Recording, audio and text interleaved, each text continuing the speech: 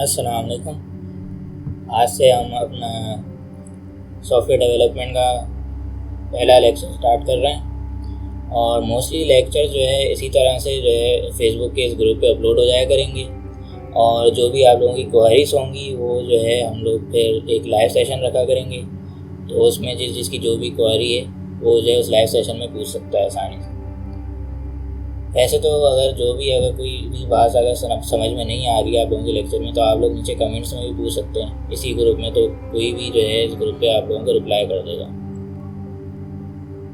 और वीकली इसी तरह से जो है वीडियोस अपलोड हुआ करेंगी और वीकली जो है कोशिश करूँगा कि 1 या 2 वीडियो जो है अपलोड हो। वीडियोस का जो ड्यूरेशन है वो कम ही रखा है मैंने, ताकि ना तो आप लोगों के ऊपर लोड पड़े ज़्यादा, ना मेरे ऊपर ज़्यादा लोड पड़े,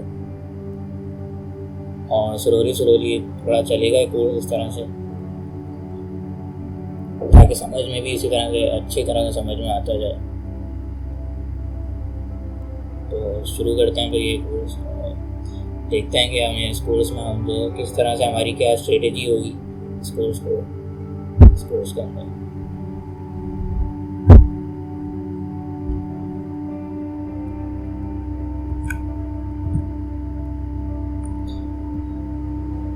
अच्छा, तो ये जो हमारा जो कोर्स है ये 3 फेजेस में जो है इसको हमने डिवाइड किया है। सबसे जो पहला फेज़ होगा उसके अंदर हम बेसिक ऑफ प्रोग्रामिंग लैंग्वेज हम देखेंगे कि उसमें किस तरह से क्या होता है, वेरिएबल्स वगैरह क्या होते हैं, प्रोग्रामिंग लैंग्वेज होती क्या है। फिर उसके बाद हम देखेंगे कि उसके अंदर प्रोग्रामिंग लैंग्वेज में कोई भी लॉजिक हमें अगर बनानी है तो ये फिर ऐसी कंडीशन लगानी है उसमें तो वो किस तरह से लगती है। फिर उसके बाद हम ऑब्जेक्ट ओरिएंटेड प्रोग्रामिंग भी इसमें पढ़ेंगे, जो कि बहुत ज़्यादा ज़रूरी होती है किसी भी सॉफ्टवेयर डेवलपमेंट में। और फिर उसके बाद हमारा फर्स्ट फेज़ का जो सबसे लास्ट पार्ट होगा वो ये कि हम ग्राफिकल यूज़र इंटरफेस से सॉफ्टवेयर का जो हमें सॉफ्टवेयर का जो फ्रंट एंड होता है वो किस तरह से हमें बनाए, जो हमें जब सॉफ्टवेयर की स्क्रीन खुलती है पहले जो हमें सामने नज़र आती है स्क्रीन, वो किस तरह से बनती है, वो ग्राफिकल यूज़र इंटरफेस कहलाता है। वो किस तरह से बनाते हैं, हम किस तरह से उसको डेवलप करते हैं, तो हम लोग ये भी देखेंगे इस कोर्स में। फिर जब हमारा सेकंड फेज़ शुरू होगा उसके अंदर हम जो है डेटा एनालिसिस टेक्निक्स पे काम करेंगे। अगर हमें जो है कोई बहुत सारा डेटा दिया है तो उस डेटा को हम किस तरह से मैनिपुलेट कर सकते हैं, उस डेटा को हम किस तरह से एडिट कर सकते हैं, या उस डेटा के अंदर हम किस तरह से उसको हमें जब हमें डेटा मिलता है तो वो डेटा जो है रॉ फॉर्म में होता है। उसको देख के आप जो है रीड नहीं कर सकते, बहुत सारी जो है कॉलम उसके अंदर ओवरलैप हो रहे होते हैं, बहुत सारी रॉज उसके अंदर ओवरलैप हो रही होती हैं। तो ये सब हम किस तरह से करेंगे, ये सब हम देखेंगे अपने फेज़ 2 में डेटा एनालिसिस टेक्निक्स में। और थर्ड फेज़ हमारा स्टार्ट होगा, उसके अंदर हम देखेंगे डीप लर्निंग। डीप लर्निंग जो है एक तरह से मशीन लर्निंग की टाइप है, और इसमें हम जो है आर्टिफिशियल इंटेलिजेंस जो है सॉफ्टवेयर किस तरह से बनाते हैं और किस तरह से काम करता है वो, ये सब हम इसमें देखेंगे। न्यूरल नेटवर्क्स क्या होते हैं ये सब। तो ये सारी चीज़ें जो है अभी हो सकता है आप लोगों को क्लियर नहीं हो रही हूँ, लेकिन जिस तरह से ये जो है कोर्स आगे जाता जाएगा आप लोगों के ये सारी चीज़ें जो है काफ़ी क्लियर हो जाएंगी। और अगर किसी क्वेरीज हो किसी चीज़ में या कोई चीज़ भी नहीं समझ में आए तो आप लोग जो है कमेंट कर सकते हैं, आप लोगों को फ़ौरन रिप्लाई मिल जाएगा।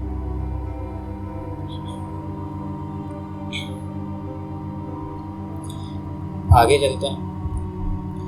अच्छा, ये बहुत इम्पोर्टेंट क्वेश्चन है कि आप इस कोर्स के बाद जो है अपना कैरियर अगर चाहें तो इसी फील्ड में आप जो है अपना कैरियर कैसे स्टार्ट कर सकते हैं।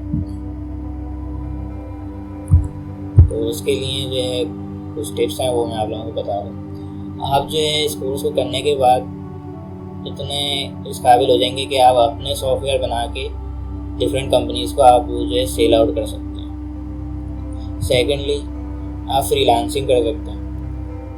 एंड थर्डली, आप किसी भी सॉफ्टवेयर हाउस को या किसी भी आईटी कंपनी को ज्वाइन कर सकते हैं for starting your career. As a beginner मैं आप लोगों को ये रिकमेंड करूँगा कि आप जो है पहले किसी सॉफ्टवेयर हाउस या किसी कंपनी को ज्वाइन करें, वहाँ पे जो है आप जॉब करें, और फिर जब वहाँ से आप लोगों को एक्सपीरियंस हो जाए तो फिर उसके बाद आप लोग जो है अपने सेटअप की तरफ कुछ देखें, स्टार्ट करने की कोशिश करें। ज़ाहिर सी बात है, आप लोगों को अगर कोई अपना सेटअप स्टार्ट करना है तो जब तक कि आप लोगों को ये आइडिया नहीं होगा कि दूसरे किस तरह से काम कर रहे हैं तो आप लोग अपना सेटअप कैसे स्टार्ट कर सकते हैं। तो इसलिए मैं आप जो है यही रिकमेंड करूँगा कि पहले आप जो है किसी सॉफ्टवेयर हाउस में या किसी कंपनी में काम करें कुछ साल, और फिर जब वहाँ से आप लोगों को एक्सपीरियंस हो जाए कि वो किस तरह से काम कर रहे हैं, उन लोगों ने अपना सेटअप किस तरह से स्टार्ट किया हुआ है और वहाँ पर किस तरह से सब कुछ अरेंज हुआ है, तो फिर उसके बाद आप लोग जो है अपना सेटअप स्टार्ट करें। तो अब कोर्स की तरफ फेज़ 1 की तरफ चलते हैं अपने, जो कि इंट्रोडक्शन टू प्रोग्रामिंग लैंग्वेज है। सबसे पहले तो मैं ये बता दूं कि इसके हम कोर्स में थ्रू आउट दिस कोर्स हम जो लैंग्वेज इस्तेमाल करने वाले हैं वो पाइथन है। अब मेरी इस बात को सुनने के बाद आप लोग सब सोच रहे होंगे कि क्यों हम लोग पाइथन ही क्यों यूज़ कर रहे हैं, कोई और लैंग्वेज क्यों नहीं यूज़ कर रहे। तो मैं आप लोगों को बता दूं कि पाइथन से पहले जो हमारे पास लैंग्वेज यूज़ होती थी और जो हर जगह पढ़ाई जाती थी लैंग्वेज, बल्कि आज भी पढ़ाई जाती है बहुत सारी जगहों पे, वो सी लैंग्वेज थी। लेकिन अब जो है जब से पाइथन आई है तो अब पाइथन यूज़ हो रही है। उसकी वजह क्या है? उसकी सबसे बड़ी वजह ये है कि पाइथन जो है हमें यूज़र फ्रेंडली इन्वायरमेंट प्रोवाइड करती है। इसके कोड को समझने के लिए ज़्यादा दिमाग नहीं खपाना पड़ता। इसका जो कोड है बहुत ज़्यादा जो है नॉर्मल लैंग्वेज के बहुत ज़्यादा करीब है।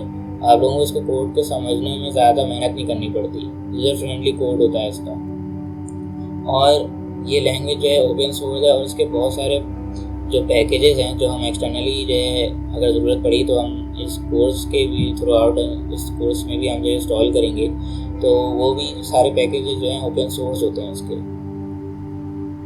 अब मेरा मतलब ये भी नहीं है कि सी लैंग्वेज बिल्कुल ही बेकार है। सी लैंग्वेज अगर आप लोगों ने यूनिवर्सिटी में इलेक्ट्रॉनिक्स के कोई प्रोजेक्ट्स पे काम करा हो, तो आजकल जो इलेक्ट्रॉनिक्स के प्रोजेक्ट बन रहे हैं उसमें एक माइक्रो कंप्यूटर यूज़ हो रहा है आर्डिनो में जो लैंग्वेज यूज़ होती है वो C++ है। तो अब उसमें सी लैंग्वेज क्यों यूज़ हो रही है? उसकी वजह ये है कि सी लैंग्वेज जो है फास्टेस्ट प्रोग्रामिंग लैंग्वेज है आज भी। तो जो भी जितने भी हार्डवेयर रिलेटेड प्रोजेक्ट्स होते हैं जिसमें हमें अपने हार्डवेयर की फास्ट परफॉर्मेंस चाहिए होती है, तो उसमें हम जो है सी लैंग्वेज ही यूज़ करते हैं। लेकिन अगर हमें जो है नॉर्मल डेस्कटॉप के सॉफ्टवेयर वगैरह डेवलप करने हैं तो उसमें उसके लिए पाइथन बेस्ट है हमारे लिए। जबकि अगर सी लैंग्वेज को अगर हम देखें और उसका कोड हम देखें तो वो जो है इतना ज़्यादा यूज़र फ्रेंडली कोड नहीं है उसका सी लैंग्वेज का। उसके कोड को समझने के लिए थोड़ी मुश्किल होती है एज अ बिगनर। लेकिन पाइथन का जो कोड है वो बिल्कुल नॉर्मल लैंग्वेज की तरह से होता है। अब अगर हम बात करें कि रैंकिंग अगर हम देखें डिफरेंट लैंग्वेजेस की 2020 के हिसाब से ये रैंकिंग हुई है।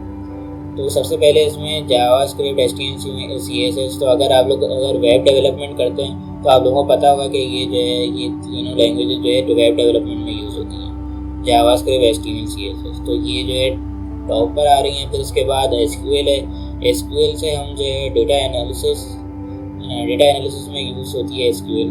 और फिर उसके बाद हमारी पाइथन आ रही है। मतलब अगर हम देखें इसमें रैंकिंग में 4th नंबर पे आ रही है पाइथन।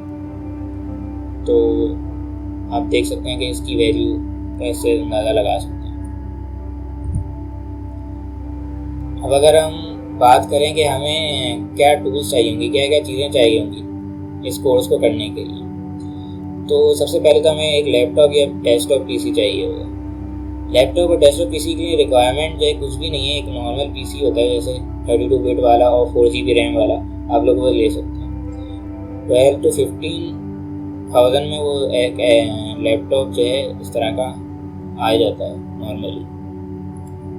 अच्छा, लैपटॉप और PC के बाद अगर हम बात करें तो हमें एक कोड एडिटर चाहिए होता है जिसके अंदर हम अपना कोड जो है राइट करके एग्जीक्यूट करें। वो कोड जो है हम मुख्तलिफ तरह के कोड एडिटर्स होते हैं, एटम है, सबलाइम टेक्स्ट है, एनाकोंडा है। ऐसा बिगनर मैं आप लोगों को एनाकोंडा रिकमेंड करूँगा, क्योंकि एनाकोंडा में जो है अभी हम जब स्टार्ट करेंगे पाइथन को तो बहुत सारे पैकेजेस जो है हम अगर एनाकोंडा यूज़ नहीं करें तो बहुत सारे पैकेजेस ऐसे हैं जो हमें इंस्टॉल करने पड़ते हैं। और फिर डिफरेंट पाइथन का वर्जन होता है और फिर उस डिफरेंट वर्जन की वजह से बहुत सारे पैकेजेस इंस्टॉल नहीं होते। लेकिन एनाकोंडा में ऐसा नहीं है। एनाकोंडा में जब हम एनाकोंडा इंस्टॉल करते हैं तो इसके अंदर पाइथन भी इंस्टॉल होता है और पाइथन के हिसाब से डिफरेंट बहुत सारा एक कलेक्शन ऑफ पैकेज है जो कि इंस्टॉल हो जाता है। और अब जो नया एनाकोंडा का जो वर्जन आया है उसके अंदर तो इतने पैकेजेस उन्होंने रख दिए हैं कि थ्रू आउट दिस कोर्स अगर हम एनाकोंडा को इंस्टॉल कर लें तो थ्रू आउट दिस कोर्स हमें कोई भी पैकेज जो है एक्सटर्नली इंस्टॉल करने की ज़रूरत नहीं पड़ेगी।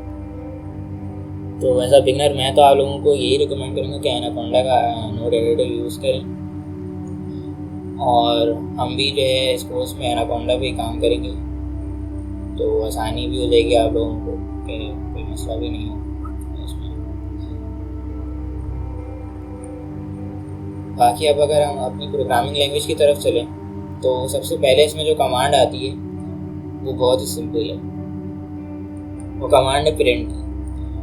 और इसके लिए आप लोगों ने एक प्रोग्राम बनाया, उस प्रोग्राम के अंदर आप लोगों ने जो भी किया, कुछ भी, अगर आप लोगों ने कोई एडिशन किया, कुछ सब्ट्रैक्शन किया, कुछ डिवीजन करी या कोई लाइन लिखी आप लोगों ने, अब उस लाइन को आप लोगों को अपने नोड एडिटर में डिस्प्ले कराना है या अपने सॉफ्टवेयर में, चले अपने सॉफ्टवेयर में आप लोगों को डिस्प्ले कराना है उसको। तो आप लोग कैसे करेंगे? उसके लिए हमारे पास पाइथन में सिंपल एक कमांड है प्रिंट की। आप लोग जैसा कि इसमें देख सकते हैं, यहाँ पे सिंपल आप लोग लिखेंगे प्रिंट और फिर उसके साथ आप जो है ब्रैकेट में आप लोग वो लाइन लिख देंगे या वो लिख देंगे जो भी आप लोगों को डिस्प्ले कराना है। आगे चलते हैं। Variables in Python. वेरिएबल्स क्या होते हैं? अगर देखा जाए तो जितनी भी प्रोग्रामिंग लैंग्वेजेस हैं उन सब में वेरिएबल्स का यूज़ होता है, और इसका जो फंक्शन है वो बहुत ही सिंपल है। मतलब आप लोगों ने जो भी काम किया है उसको आप जो है एक वेरिएबल में स्टोर कर देते हैं। जैसे फ़र्ज़ करें आप लोगों ने तीन लाइन लिखी और अब आप लोगों को उसको प्रिंट कराना है। जगह जगह पे आप लोगों को उसको प्रिंट कराना है अपने कोड में। अब आप लोगों ने एक दफ़ा लिख दी वो 3 लाइनें, अब जब दूसरी दफ़ा आप लोगों को फिर दोबारा वही सही एक दफ़ा वो 3 लाइनें लिख दी और उनको प्रिंट करा दिया। अब दूसरी दफ़ा आप लोगों को फिर दोबारा वही 3 लाइनें प्रिंट करानी है, तो आप लोग क्या करेंगे? दोबारा से वही 3 लाइनें दोबारा लिखेंगे और फिर उनको प्रिंट करके प्रिंट की स्टेटमेंट डाल के फिर दोबारा प्रिंट करेंगे? नहीं, ऐसा नहीं। आप लोग सिंपल आप लोग 3 लाइनें लिखेंगे, उन 3 लाइनों को एक वेरिएबल में आप स्टोर करा देंगे, जैसे कि मैंने इसमें कराया हुआ। जैसे मैंने ए को जो है ए यहाँ पे वेरिएबल लिया है मैंने, और इसके अंदर मैंने ये welcome to Tech Quest virtual academy को स्टोर करा दिया। अब मुझे जहाँ जहाँ ज़रूरत पड़ेगी मैं ये पूरी लाइन जो है प्रिंट स्टेटमेंट के साथ नहीं लिखूँगा अपनी, मैं सिर्फ प्रिंट स्टेटमेंट के साथ क्या लिखूँगा? अपना वो वेरिएबल जिसके अंदर मैंने ये लाइन जो है स्टोर कराई है। तो ये फ़ायदा होता है वेरिएबल्स का। अब वेरिएबल्स के साथ हमारी बहुत सारी रिस्ट्रिक्शंस भी हैं, बहुत सारी तो नहीं लेकिन कुछ रिस्ट्रिक्शंस हैं, उनको देखते हैं वो क्या है। सबसे पहला तो ये कि variable names can contain only letters, numbers and underscores. They can start with a later on an underscore but not with a number. अच्छा, वेरिएबल का जो नेम है वो अंडरस्कोर से और लेटर से स्टार्ट हो सकता है लेकिन नंबर से स्टार्ट नहीं हो सकता। नंबर वेरिएबल नेम के आखिर में आ सकता है लेकिन नंबर से कोई वेरिएबल नेम स्टार्ट नहीं हो सकता। इस बात का हमें जो है ख्याल रखना होगा। Spaces are not allowed in variable names, but underscores can be used to separate the words. अच्छा, जब हमें वेरिएबल नेम जब हम बनाएंगे तो हम उसको अंदर जो है वेरिएबल नेम्स को सेपरेट करने के लिए हम स्पेसेस का यूज़ नहीं कर सकते लेकिन अंडरस्कोर का यूज़ कर सकते हैं। जैसे फॉर एग्जांपल आप लोग यहाँ पे देख सकते हैं ग्रीटिंग मैसेज का जो वेरिएबल है, इसमें हमने इसको ग्रीटिंग और मैसेज को, दो नेम्स को हमने सेपरेट करने के लिए अंडरस्कोर का यूज़ किया है। तो ये जो है ये इस तरह का तरीका वैलिड है। लेकिन अगर हम ग्रीटिंग और मैसेज को स्पेस देकर सेपरेट करते हैं और हम इसको चाहते हैं कि ये पूरा एक वेरिएबल नेम कंसीडर हो, तो ये जो है मुमकिन नहीं है पाइथन में। Third point, avoid using Python keywords and functions name as variable names. अब जैसे कि अभी आप लोगों ने एक कमांड देखी पहले, प्रिंट की कमांड, तो जितने भी पाइथन के ऑफिशियल कीवर्ड्स हैं या फंक्शंस के नेम हैं, हम उनको ऐसा वेरिएबल नेम यूज़ नहीं कर सकते। जैसे प्रिंट की कमांड को हम जो है ऐसा वेरिएबल नेम यूज़ नहीं कर सकते, वो ऐसा वेरिएबल काम नहीं करेगी, एरर आ जाएगा आप लोगों को।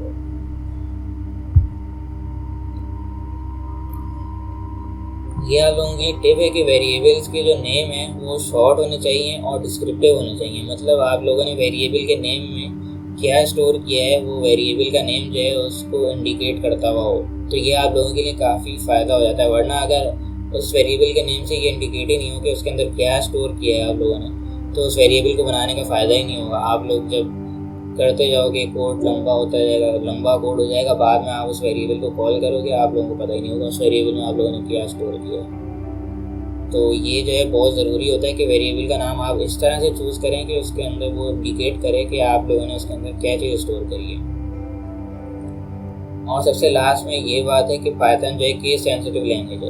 एक वेरिएबल में आपने स्टोर करी कोई चीज़ और उस वेरिएबल को आपने लिखा लोअर केस में, फिर बाद में आप चाह रहे हैं कि उस वेरिएबल को कॉल करें, लेकिन आप कॉल तो कर रहे हैं लेकिन उसको अपर केस के लेटर्स लिखकर आप उस वेरिएबल को कॉल कर रहे हैं।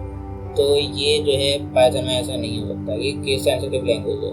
इसमें जो चीज़ आपने लोअर केस में सजेस्ट करी है, जो नेम आपने जो वेरिएबल नेम आपने लोअर केस में सजेस्ट किया है, वो लोअर केस में ही आप उसको कॉल कर सकते हैं बाद में या यूज़ कर सकते हैं अपने कोड। आप ये चाहें कि आप लोगों ने एक लोअर केस में कोई वेरिएबल नेम जो है बनाया है और फिर उसके बाद आप जो है उसी वेरिएबल नेम को आप अपर केस में यूज़ कर लें आगे, तो ऐसा नहीं हो सकता।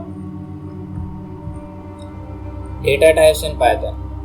सबसे पहले हमारे पास पाइथन में कुछ डेटा टाइप्स हैं। सबसे पहली जो डेटा टाइप है वो है इसके अंदर स्ट्रिंग। स्ट्रिंग क्या होती है? जैसे कोई सेंटेंस हमें लिखना है पाइथन के अंदर, तो उसको लिखने का तरीका ये होता है कि हम जो टू इन्वर्टेड कॉमास में उस सेंटेंस को लिख देते हैं। तो ये जो सेंटेंस है ये स्ट्रिंग कहलाता है पाइथन में, स्ट्रिंग डेटा टाइप कहलाती है। सेकंड टाइप हमारे पास है इंटीजर।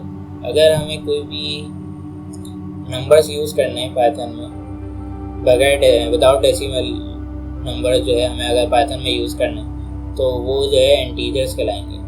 हम नंबर्स नहीं बोलेंगे, उनको हम इंटीजर बोलेंगे। इसी तरह से कोई सेंटेंस है तो हम उसको स्ट्रिंग बोलेंगे। तो ये सारी चीज़ें जो है अभी जैसे जैसे हम यूज़ करेंगे आगे। इसी तरह से अगर कोई डेसिमल नंबर हमें यूज़ करना है पाइथन के अंदर, तो हम उसको बोलते हैं फ्लोट। तो ये जो टर्मिनोलॉजीज़ हैं ये आप लोगों को याद कर लेनी है और अच्छी तरह समझ लेनी है, क्योंकि जैसे जैसे अभी हम आगे कोडिंग पे आएंगे तो हम जो है यही टर्म्स यूज़ करेंगे। ये नहीं बोलेंगे कि नंबर में इस नंबर को ऐड करना है या उस नंबर को ऐड करना है। हम लोग जो फ्लोट, इंटीजर और स्ट्रिंग इस तरह की टर्मिनोलॉजीज यूज़ करेंगे। तो ये आप लोगों को जब पता होगा तो आप लोग जो है उस वक्त फिर कन्फ्यूजन नहीं होगा आप लोगों को। ठीक है, फिर आज के लेक्चर के लिए जो है इतना काफ़ी है। अब हम जो है लेक्चर को ख़त्म करने से पहले जो है हम ये देख लेते हैं कि इसका जो नोट एडिटर की जो मैंने बात करी थी एनाकोंडा पे, उस नोट एडिटर को किस तरह से यूज़ करेंगे और इंस्टॉल किस तरह से करेंगे। तो सबसे पहले तो हम अपने ब्राउज़र पे आ जाते हैं।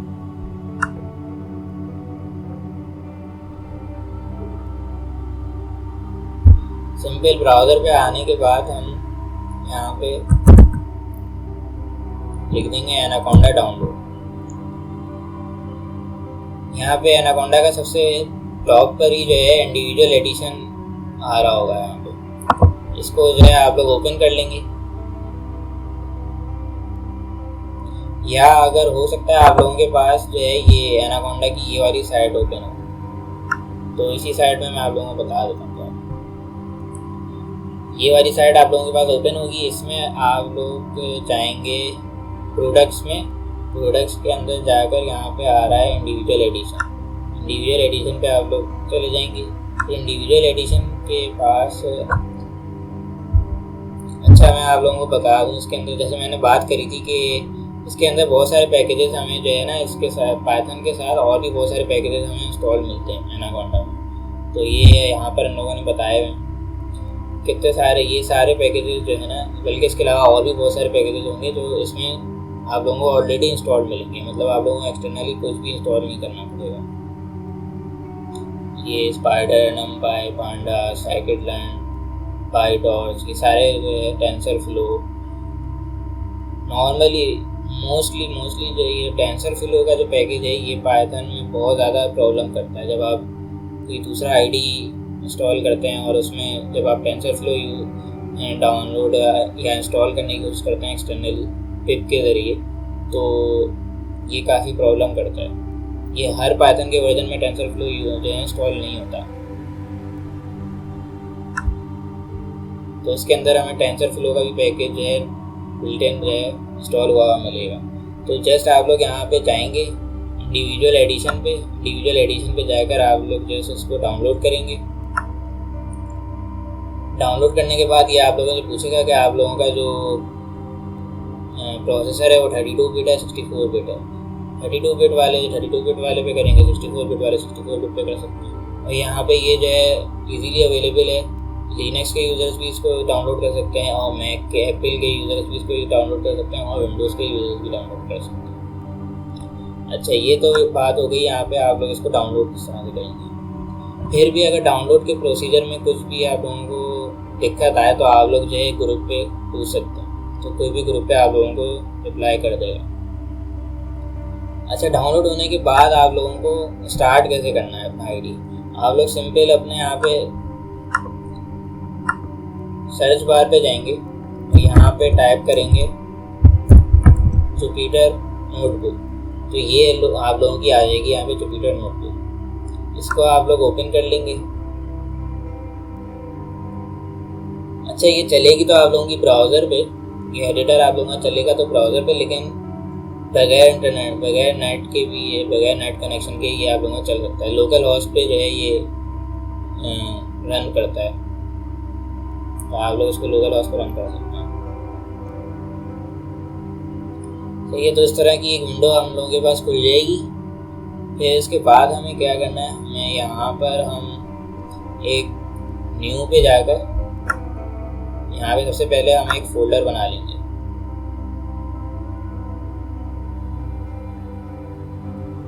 फोल्डर बनाया नहीं इसे, ये आ गया यहाँ फोल्डर हमारे पास, सही है। अब इस फोल्डर को हम जो है रीनेम कर लेते हैं, जैसे कुछ भी नेम दे सकते हैं आप।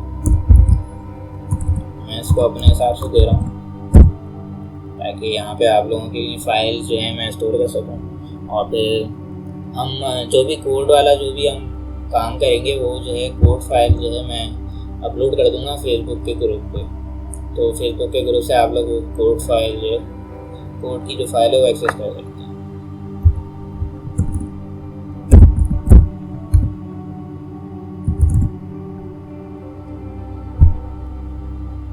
फिर सिंपली इसको रीनेम कर देंगे तो ये आप लोगों का यहाँ पे फोल्डर क्रिएट हो गया।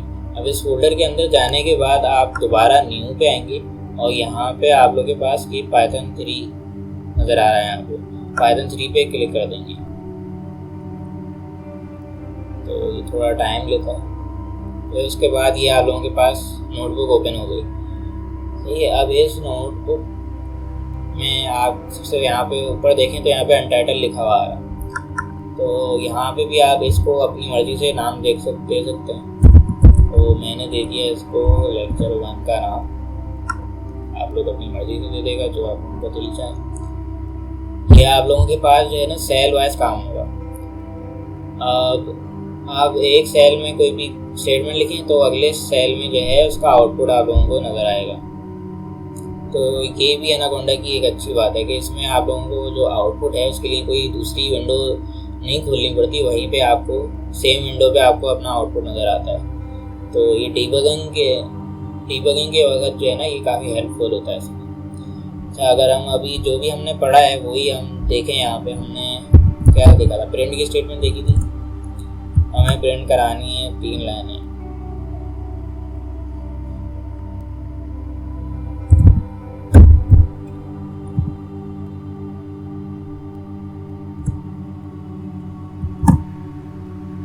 अब मैं लिख दूँ वेलकम टू दी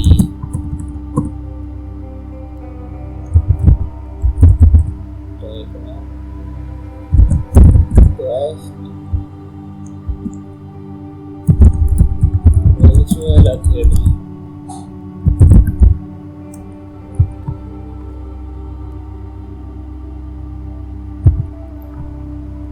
अब हमें इसको जो है जैसे अब अगर हमें इसका आउटपुट लिखना है, हमने जो भी प्रिंट किया, प्रिंट की कमांड क्या करती है हमें पता है, डिस्प्ले करती है। अब हमें इसका आउटपुट देखना है। हम इसका आउटपुट देखने के लिए सिंपल हम अपने जो कीबोर्ड है उसमें शिफ्ट एंटर दबाएंगे, तो यहाँ पे ये आउटपुट दे देता है इसमें, लेकिन ये एरर दे रहा है। एरर ये दे रहा है इसलिए क्योंकि यहाँ पे मैंने लगा दिया है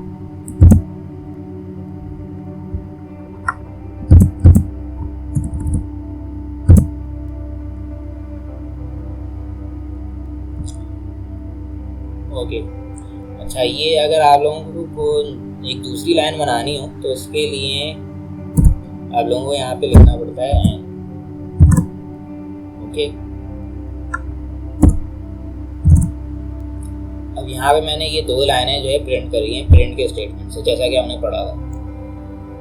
अब अगर हम जो है इसको एक वेरिएबल के नेम में सेव करा दें 2 लाइनों को, अब हमें क्योंकि हम जब कोड बनाते हैं ना, कोड काफ़ी लंबे हो जाते हैं, उस कोड में हम आगे जाके कहीं ज़रूरत पड़े इन्हीं 2 लाइनों को प्रिंट कराने की, तो अब हम दोबारा से ये 2 लाइनें तो नहीं लिखेंगे ना, क्योंकि ज़ाहिर सी बात है कि कोडिंग जो है हमेशा स्मार्टली करी जाती है। अब ये इतना ज़्यादा कोड लिखेंगे हर दफ़ा तो आप लोगों को बहुत सारा टाइम लग जाएगा इसके अंदर। तो मैं इसको सेव करा देता हूँ एक नेम में, एक वेरिएबल नेम जो कि हमने ले दिया।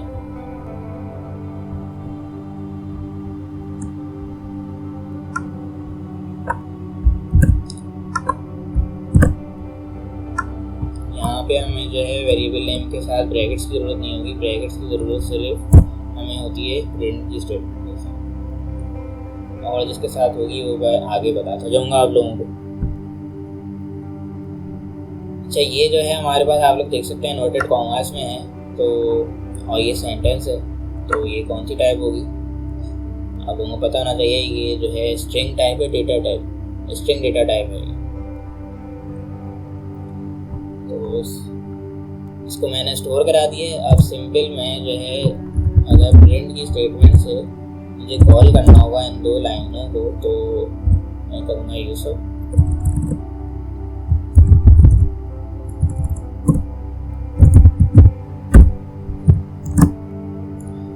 देखें, अब मैंने इसको प्रिंट कर दिया, मैंने यूसुफ के वेरिएबल में इसको स्टोर कराया था इस 2 सेंटेंस इस स्ट्रिंग को, और मैंने इसको प्रिंट कर दिया, तो आउटपुट आना चाहिए, लेकिन एरर दे रहा है। ये क्यों कह रहा है? क्योंकि ये कह रहा है name Yusuf is not defined. अब ये ऐसा क्यों कह रहा है, अब इसको समझें। जैसा कि मैंने पहले भी बताया था, पाइथन जो है केस सेंसिटिव लैंग्वेज है। आप लोगों ने लोअर केस में उस वेरिएबल में स्टोर कराया स्ट्रिंग को, और अब आप चाह रहे हैं कि उस वेरिएबल को अपर केस में कॉल कर लें या यूज़ कर लें, तो ऐसा नहीं हो सकता, ये हमेशा एरर देगा आपको। तो इसको जो है वापस से लोअर केस में ही कॉल करना ओके। अब इसको हम चाहें तो कहीं भी अपने कोड में प्रिंट करा सकते हैं। दोबारा हमने प्रिंट करा दिया, जैसे उस वेरिएबल का नाम हमने यहाँ पे पुट किया और ये प्रिंट हो गया।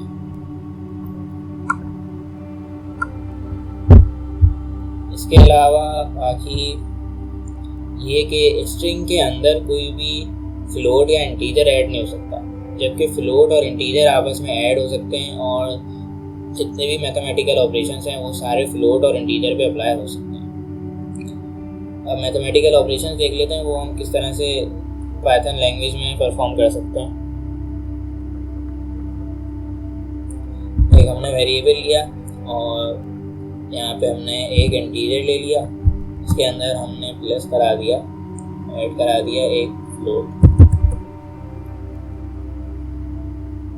सही है, और फिर इसको डिवाइड करा दिया हमने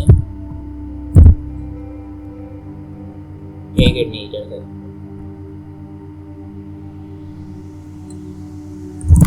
और फिर उसके बाद अब हमें देखना है इसका आउटपुट, तो सिंपल हम प्रिंट और वेरिएबल का नाम लिखेंगे और प्रिंट कर देंगे। अच्छा, अब देखें ये हमें फ्लोट वैल्यू रिटर्न कर रहा है, आप लोग देख सकते हैं यहाँ पे डेसिमल वैल्यू हम लोगों को रिटर्न कर रहा है। तो आप लोग चाहें तो इस तरह से भी जो है ये डिवाइड करके जो है अपना आउटपुट ले सकते हैं। और अगर आप चाहते हैं कि डिवाइड करके ये सिर्फ जो है डेसिमल से पहले के नंबर दे आप लोगों को, तो आप लोग जस्ट इसमें ये जो बैक स्लैश है, फॉरवर्ड स्लैश है, इसको आप लोग डबल कर देंगे। और अब अगर हम यहाँ पे प्रिंट ए करें तो ये आप लोग देख सकते हैं कि इसमें जो डेसिमल के बाद वाले जितने भी डिजिट हैं वो सारे इसमें 0 कर दिए हैं। तो इस तरह से मैथमेटिकल ऑपरेशन हो सकते हैं इसमें। ये मैंने मीन निकाल के दिखाया है, ये मैंने इसलिए मीन निकाला है यहाँ पे ताकि आप लोगों को पता चल जाए यहाँ पे एडिशन भी हो रहा है और डिवीजन भी हो रही है। इसके अलावा अगर आप लोगों को रिमाइंडर देखना है तो 4/2 वेरिएबल में हमने स्टोर किया, देन वेरिएबल को कॉल किया, तो यहाँ पे रिमाइंडर इसका जो है 0 आ रहा है। अब अगर हम यहाँ पे तो 0 आ रहा था रिमाइंडर, इसलिए रिमाइंडर पता ही नहीं चला। 7/2 करें और यहाँ पे हमारा जो रिमाइंडर है वो 1 आ रहा है। अगर आप लोगों को रिमाइंडर चेक करना है किसी का डिवाइड करने के बाद रिमाइंडर क्या आ रहा है, तो वो इस तरह से आप लोग परसेंट के साइन यूज़ करके रिमाइंडर मालूम कर सकते हैं किसी भी चीज़ का। डिवीजन आप लोगों ने देख लिया, आप लोगों ने एडिशन देख ली। सब्ट्रैक्शन अगर करनी है तो कैसे करेंगे? d = 5 इधर तो माइनस कर दिया मैंने। अब इस दफ़ा फ्लोट से मैं माइनस कर रहा हूँ इंटीजर को।